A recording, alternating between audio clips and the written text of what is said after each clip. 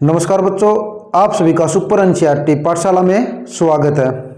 तो बच्चों, आज हम करने वाले हैं कक्षा 7वीं का भूगोल का चैप्टर जो सेकंड है उसके बारे में हम आज करने वाले हैं।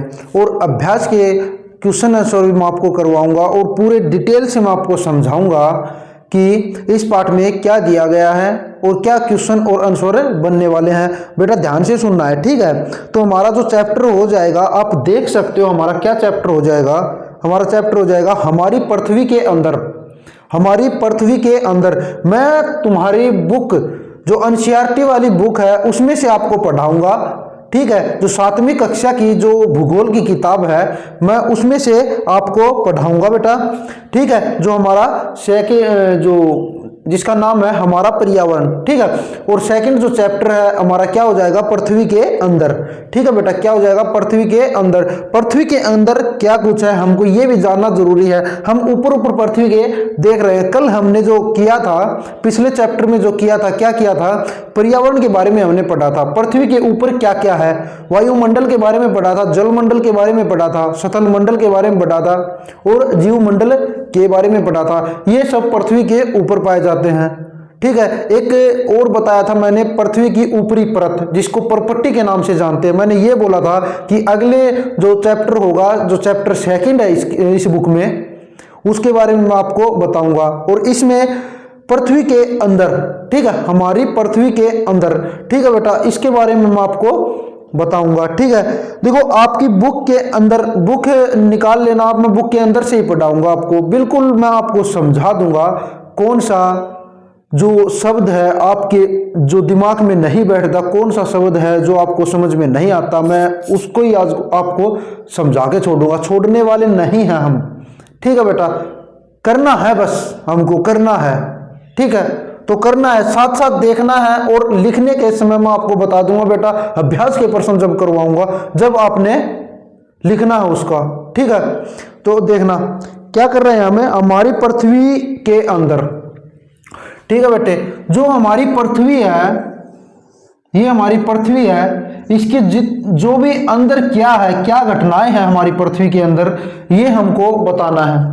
हमारी पृथ्वी एक गतिशील प्रक्रिया करती रहती है, मतलब चलती रहती है, हमेशा घूमती रहती है, ये भी आपको पता होगा, ठीक है बेटा।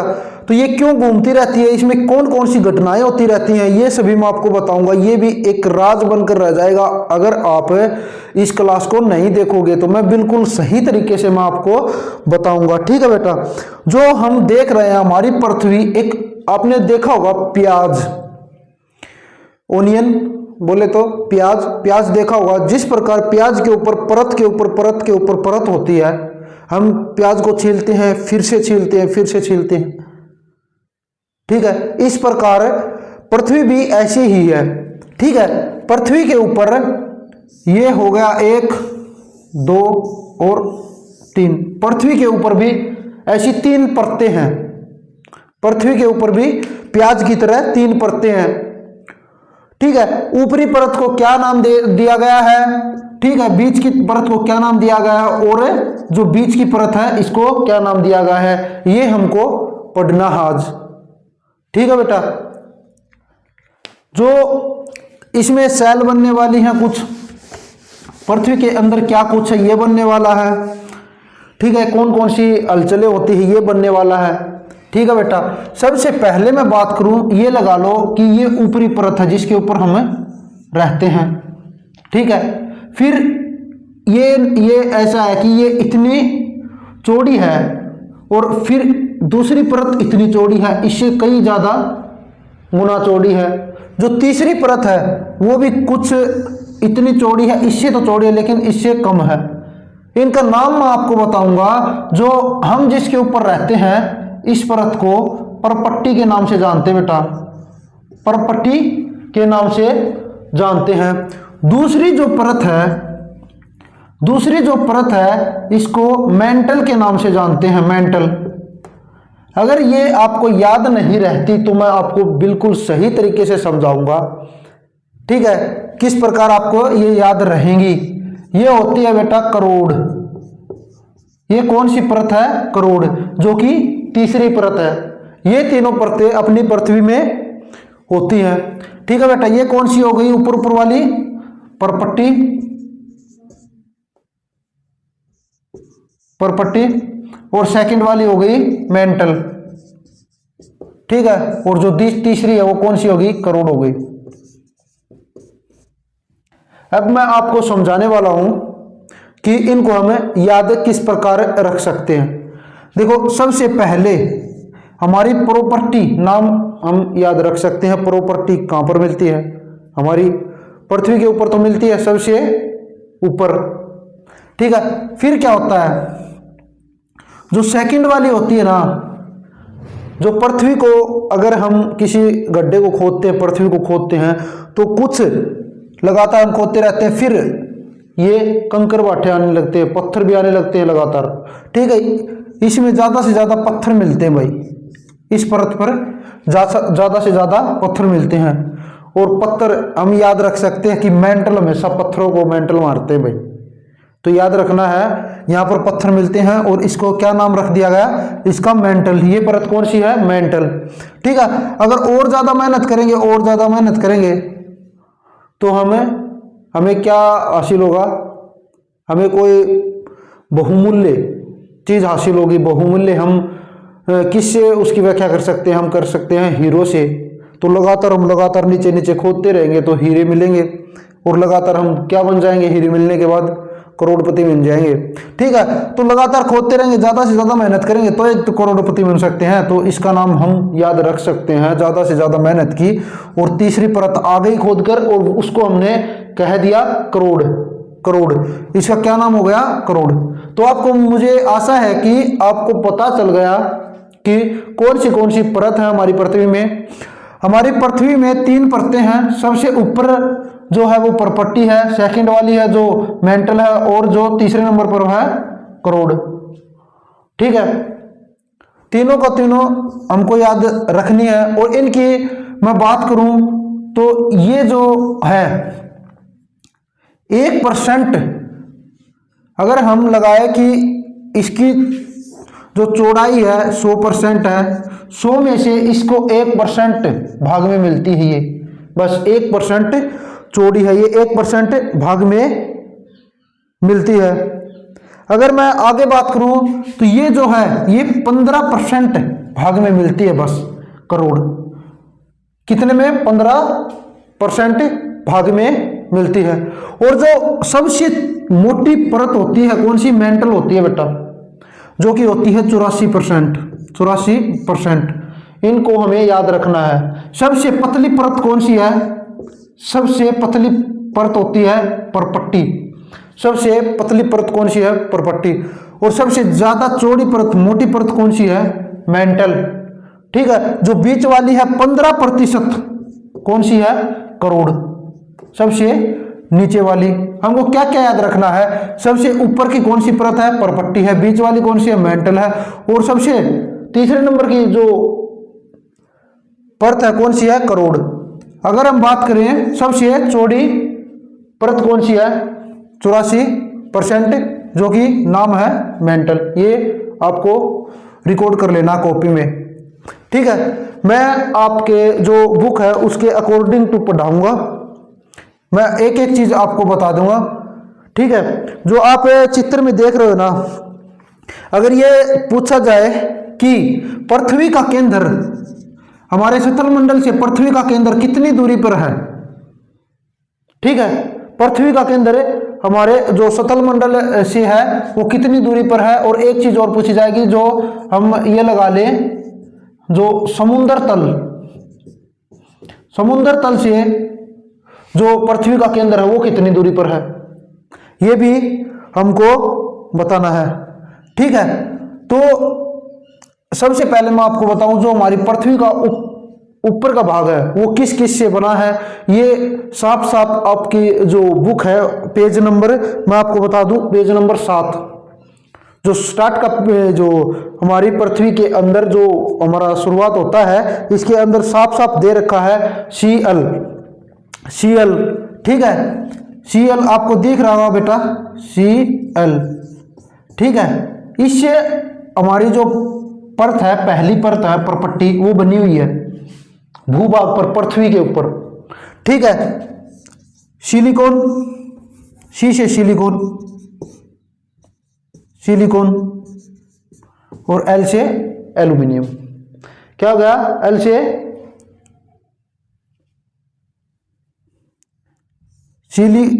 सिलिका और एल से एल्यूमिना, एल्यूमिना। ठीक है, ये भी रिकॉर्ड करना आपको, ये भी लिखना है। सी से सिलिका और एल से एल्यूमिना, ये दोनों मिलकर परपट्टी, इन दोनों से मिलकर बनी हुई है, सिलिका और एल्यूमिना से। अगर भूभाग पृथ्वी के ऊपर पूछे, अगर समुद्र तल की परपट्टी, जो समुद्र के नीचे है, जो तल यहां तक समुद्र तल और यहां पर इसकी परपट्टी के बारे में पूछे तो सीम, क्या सीम बेटा, हम इसको लिखेंगे ऐसे सीम। सी से हो जाएगा सिलिका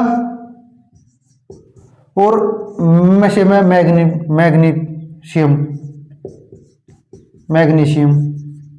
ठीक है, इन दोनों से मिलकर हमारी जो पृथ्वी के ऊपर, जिसके ऊपर हम रहते हैं, वो परत बनी हुई है, परपट्टी बनी हुई है। और जो समुद्र तल की बात करें हम, समुद्र तल की परपट्टी किससे बनी हुई है? सिलिका और मैग्नीशियम, सिलिका और मैग्नीशियम से बनी हुई है। ठीक है, इसको आपको याद रखना है। ठीक है, और मैंने आपको क्या बताया था, अगर ये पूछा जाए कि परपट्टी, जो ये परपट्टी होती है, इसकी चौड़ाई के बारे में पूछा जाए तो लगभग इसकी त्रिज्या, परपट्टी की त्रिज्या 2900, साफ साफ आपकी बुक में लिखा है 2900 किलोमीटर है, 2900 किलोमीटर। ठीक है, परपट्टी की त्रिज्या कितनी है?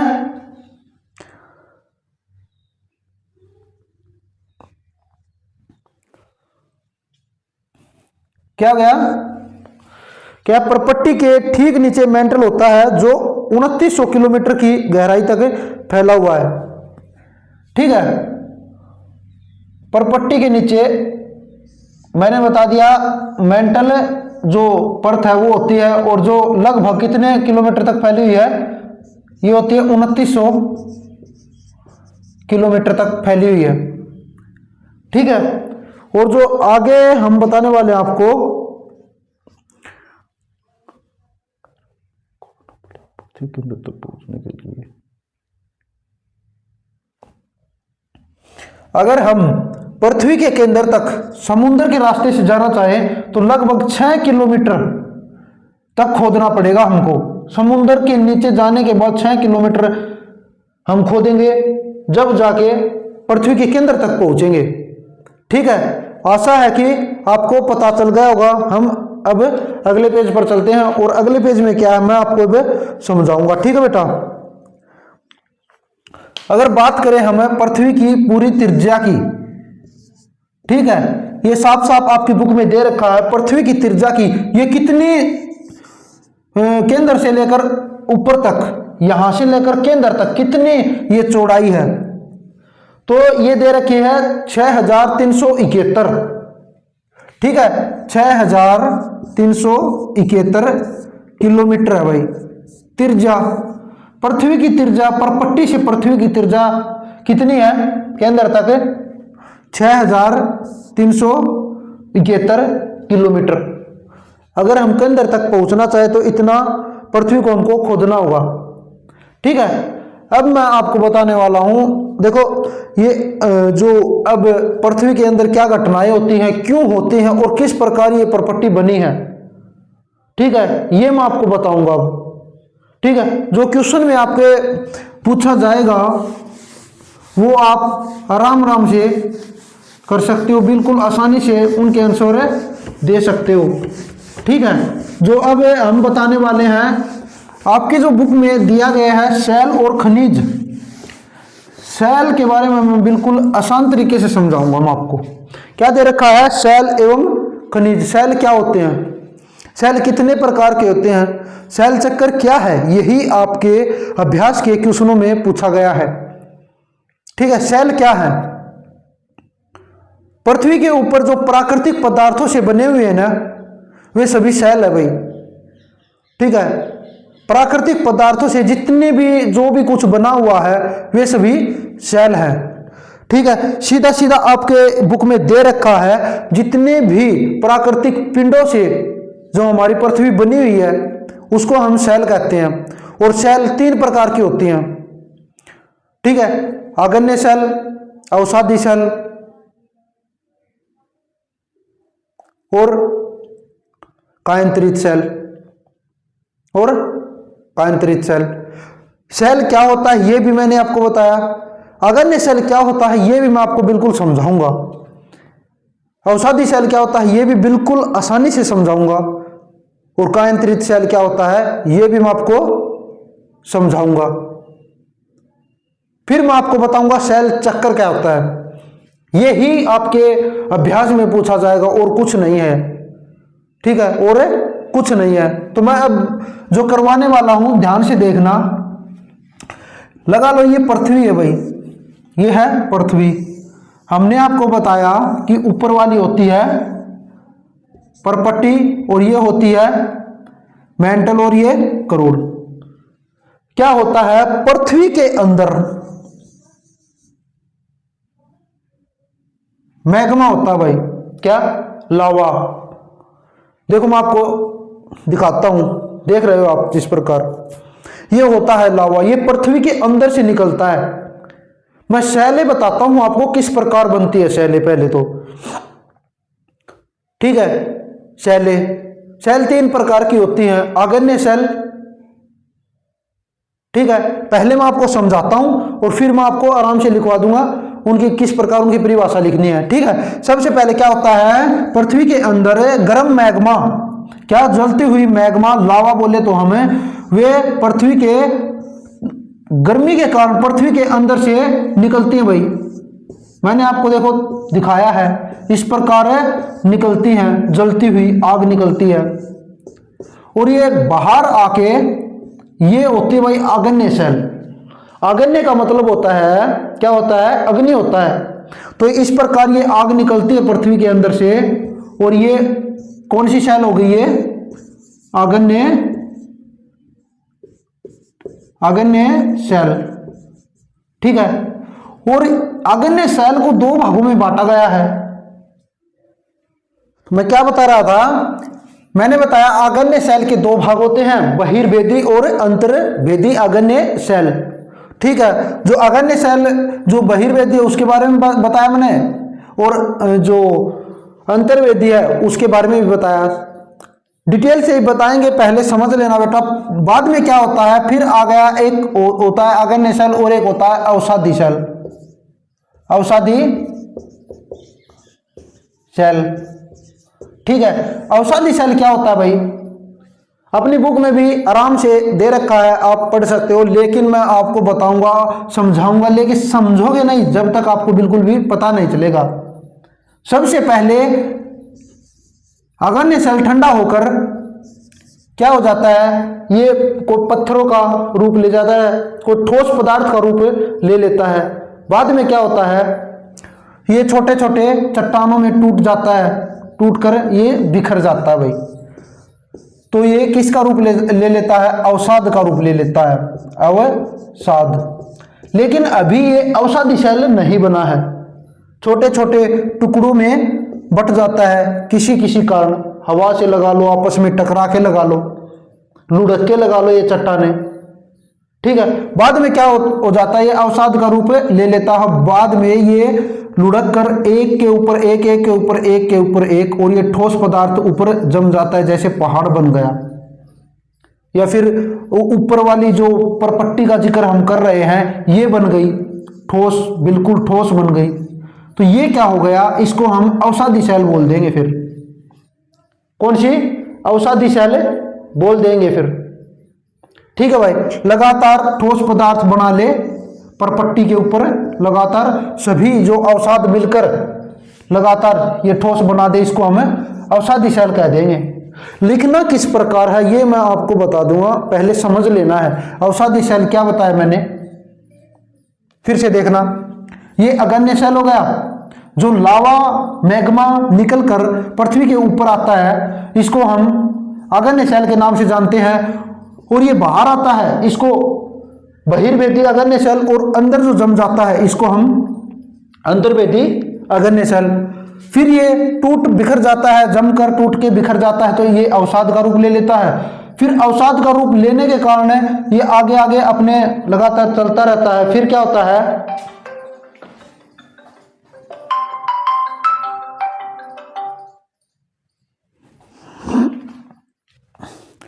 है, एक ठोस परत बना लेता है, और इस ठोस परत को हमें अवसादी शैल कहते हैं। हमने अग्न्य शैल और अवसादी शैल के बारे में किया है। फिर मैं आपको बताऊंगा अब कांतरित शैल क्या होता है। ठीक है, कांतरित शैल क्या होता है, यही जो पदार्थ थे लगातार इनके ऊपर अवसाद आते रहते हैं, और ये ऊपर के ऊपर जो अवसादी शैल बनते रहते हैं लगातार, ये नीचे दबने के कारण ये लगातार दबते रहते हैं और ये बहुत नीचे चले जाते हैं भाई, ये बहुत नीचे चले जाते हैं।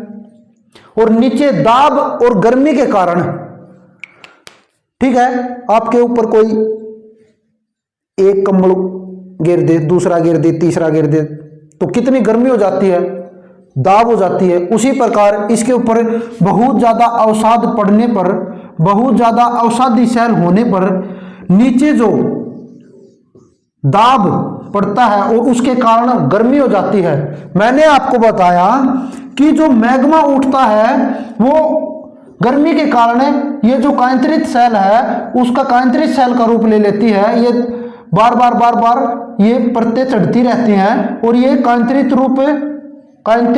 शैल का निर्माण हो जाता है और कांतरित शैल का रूप ले लेती हैं, और दाब और उष्मा के गर्मी के कारण ये फिर से मैग्मा के रूप में बदल जाती है, फिर से मैग्मा के रूप में बदल जाती है, और फिर से ये अग्न्य शैल में बदलकर ये लावा के रूप में बाहर आ जाते हैं। मुझे आशा है कि आप समझ गए होंगे, और मैं आपको लिखवाऊंगा अभ्यास के प्रश्न, आप बिल्कुल सही तरीके से समझ जाओगे। एक एक पॉइंट हमको कराना है और एक एक पॉइंट आपकी बुक से ही निकाल के करवाएंगे भाई, ठीक है, कुछ भी नहीं रहना चाहिए। अब देखो ये शैल चक्कर भी बन चुका है, अवसादी शैल भी मैंने आपको बता दिया, ठीक है। और इसमें क्या रह गया, शैल चक्कर के बारे में मैं आपको बताऊं। सबसे पहले हम क्या करेंगे, शैल चक्कर के बारे में मैं आपको बताऊं तो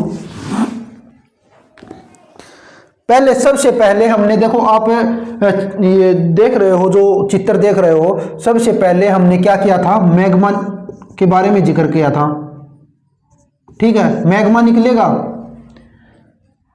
मैग्मा निकलने के बाद मैग्मा किसका रूप ले लेता है, जैसे आप देख रहे हो मैग्मा निकलने के बाद अग्न्य शैल का रूप लेता है। अग्न्य शैल के बाद मैंने अवसाद के बारे में बताया था, छोटे छोटे टुकड़ों में अवसाद बदल जाता है। ये क्या हो गया, अब अवसाद, ठीक है, अवसाद हो गया।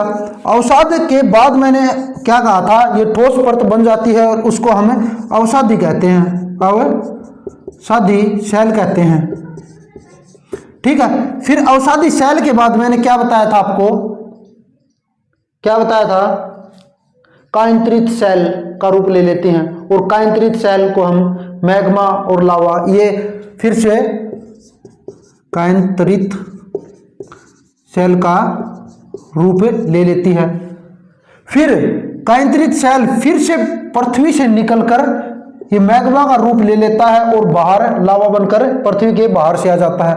इसी को हम देखो शैल चक्कर कहते हैं, इसी को हम शैल चक्कर कहते हैं, ठीक है। यही आपकी बुक में, यही आपके अभ्यास में क्वेश्चन बनेगा, है कुछ नहीं, बिल्कुल आसान है बेटा, ध्यान से करोगे तो, ठीक है। जो चैप्टर दूसरा था मैंने आपको समझा दिया बच्चों, अगर अब समझ में भी नहीं आया तो कमेंट करके आप बता देना, और मैं अब अभ्यास के जो क्वेश्चन आंसर वही कराने वाला हूं, लगातार देखते रहना है, ठीक है। जो पहला क्वेश्चन आप देख रहे हो अपने अभ्यास में, ये कौन सा है आप देख लेना। पृथ्वी की परतें क्या है? पृथ्वी की परतें मैंने आपको बताया था कौन कौन सी है। भूपर्पट्टी है, मेंटल है और करोड़ है, ये भी मैंने आपको बताया था। अब लिखना है साथ साथ, लगातार देखते रहना, जल्दी जल्दी करेंगे बेटा, इतना टाइम नहीं हमारे पास। सेल क्या है? पृथ्वी की परपट्टी वाले खनिज पदार्थ किसी भी प्राकृतिक पिंड को सेल कहते हैं, मैंने बताया था। ठीक है, पृथ्वी के ऊपर जितने प्राकृतिक पिंड हैं उसको हम सेल कहते हैं।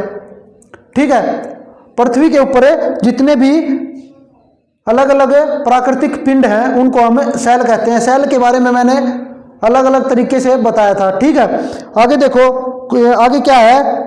3 प्रकार की सेलों के नाम बताए, मैंने अभी अभी बताया था, आगन्य सेल, अवसादी सेल और केंद्रित सेल।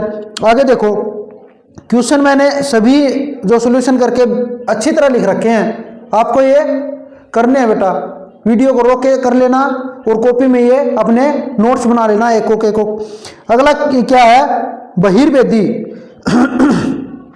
बहिर्वेदी आएगा बेटा। बहिर्वेदी एवं अंतर्वेदी सेल का निर्माण कैसे होता है, ये भी मैंने आपको बिल्कुल डिटेल से बताया था, और बाकी आप इसमें से कर लेना है।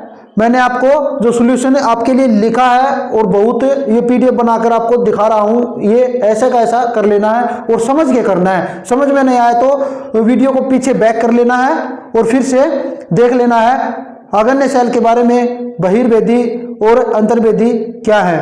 ठीक है, आगे देखना कौन सा क्वेश्चन है हमारा। क्वेश्चन देखो क्या है? सेल चक्कर से आप क्या समझते हैं? सेल चक्कर से आप क्या समझते हैं? मैंने अभी अभी बताया सेल चक्कर क्या होता है, ये देख लो सेल चक्कर क्या होता है, किससे क्या बनता है, किससे क्या बनता है। ठीक है, आगे देखो, आगे क्वेश्चन जो हमारा है, क्वेश्चन कौन सा है? सेलों के क्या उपयोग हैं? सेलों के क्या उपयोग हैं? ठीक है, सेलों से जो मैं बोलूं कि पत्थर निकलते हैं, जो सेलों से जो मैग्मा निकलता है उससे पत्थर बन जाते हैं। पत्थर बनकर पत्थर भी हमारे काम आते हैं अनेक प्रकार से। ठीक है, जिनसे हम घर भी बनाते हैं, किले बनाते हैं, और जो चूना पत्थर हम बहुत ही कीमती हमारे लिए। देखो इसके बारे में भी अपना जिक्र आया है। ठीक है, तो आप इसे कर लेना। अगला देखो क्वेश्चन क्या दे रखा है,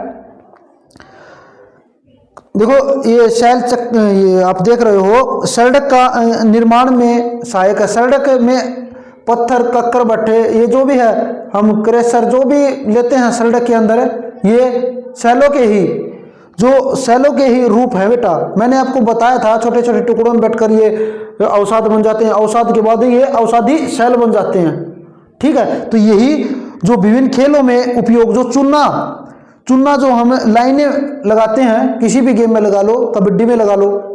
ठीक है, जो चुना होता है वे अवसादी सेल का रूप है, एक नहीं जो सेल का रूप है एक प्रकार से। वो पहले पत्थर होता है, उसको पीस कर उसको चुना पत्थर, जो पीस कर उसको चुना बना दिया जाता है।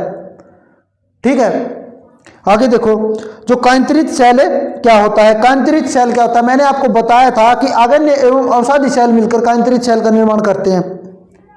ठीक है, और सही तरीके से बताया था। आगन्य सेल निकलता है और अवसादी सेल का रूप ले लेता है। अवसादी सेल के ऊपर से दाब पड़ने पर और दाब और उष्मा के कारण फिर से मैग्मा बन जाता है, और मैग्मा बनने के कारण फिर से वो निकल जाता है। मैग्मा जो बनता है वो ही केंद्रित सेल होता है। अगला देखो क्वेश्चन क्या है, सही बताना है कौन सा है, सही बताना है। द्रवित मैग्मा से बने सेल कौन सा है भाई? द्रवित मैग्मा से बने कौन सा सेल होता है? मैग्मा से एकदम पृथ्वी के अंदर कौन सा सेल निकलता है? तो आगन्य सेल।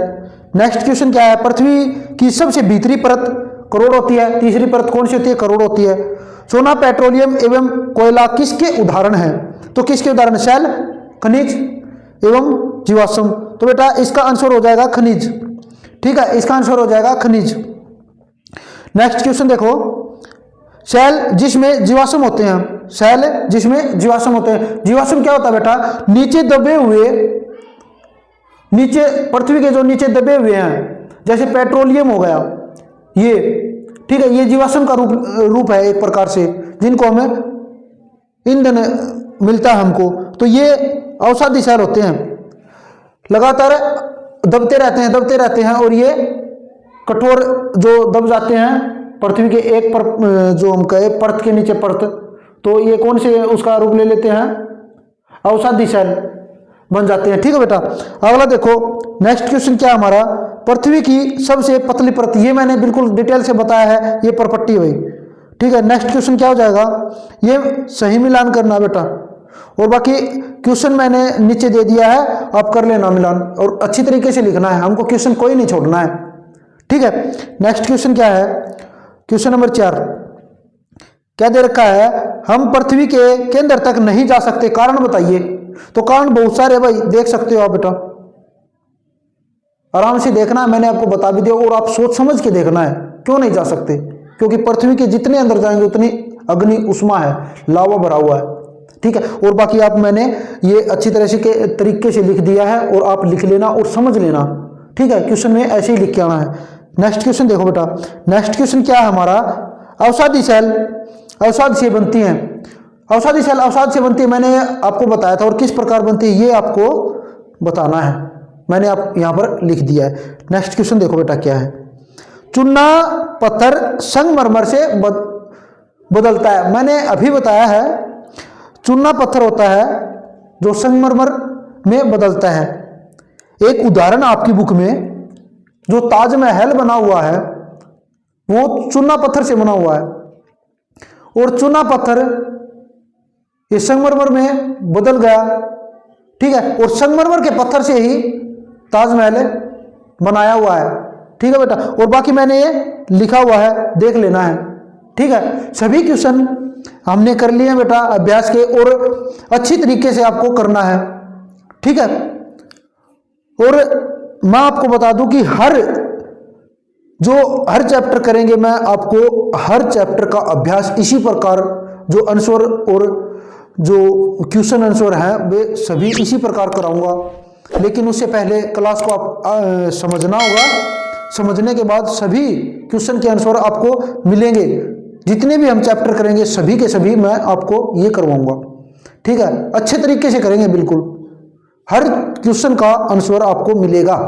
ठीक है बेटा। लगातार करते रहना है, काम को करते रहना है।